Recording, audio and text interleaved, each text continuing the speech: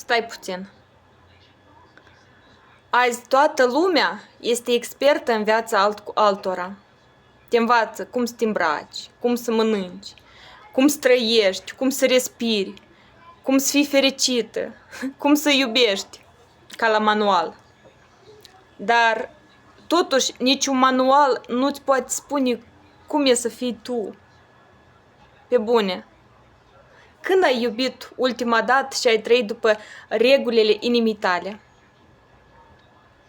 Noi aici avem 1.000.000.000 de întrebări. Dacă ești și tu curios, atunci rămâi aici.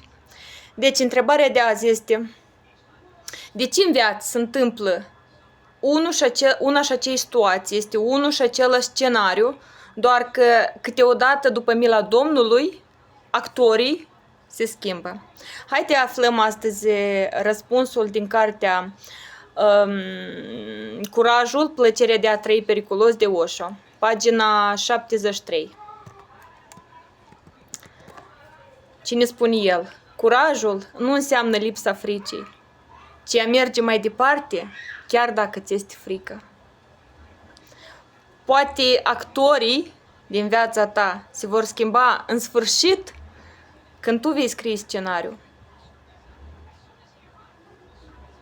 Ce zici?